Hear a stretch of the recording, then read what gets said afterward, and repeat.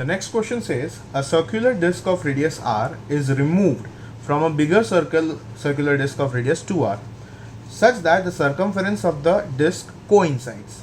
The center of mass of the new disk is alpha r from the center of the bigger disk. The value of alpha is. Now what they are trying to say is, if we consider this as a bigger disk of radius 2r, the smaller disk of radius r is removed from it, for which the circumference coincides. So I can say this entire thing is 2r, which is the radius for the bigger disk, and diameter for the smaller disk.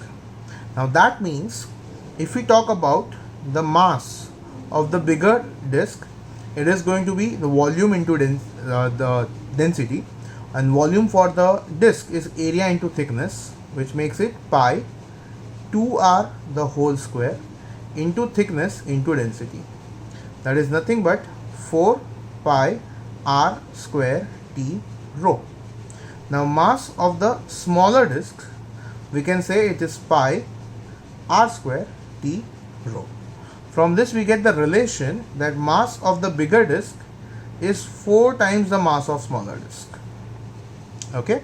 Now we can say for the bigger disk, the center of mass was somewhere over here, the original center of mass. The part which is removed, for that the center of mass is over here. Let's call it as center of mass 1. Now because this part is removed, definitely the center of mass for the remaining part, as you can see, is going to shift towards left. So let's say it is somewhere over here as center of mass 2, and for that the distance is alpha r, and for this definitely the distance is r.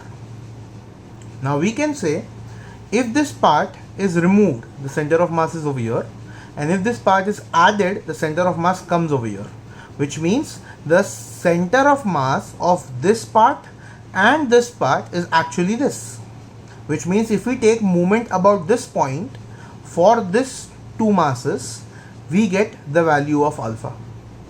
So basically center of mass 2, whatever the weight is, into the distance of that from the original center of mass is equal to center of mass 1, whatever mass of that part is, into the distance from the center of mass original, which means center of mass 2 represents the remaining mass, which is nothing but the mass of the bigger disk minus the mass of smaller disk.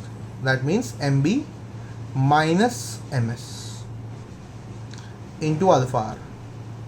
And center of mass 1 represents only the smaller disk, which means it is mass of the smaller disk into r.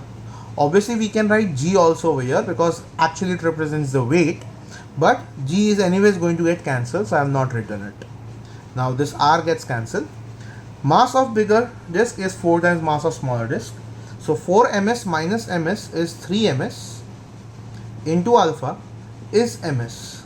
So ms gets cancelled and we get the value of alpha as 1 by 3, and that is the final answer.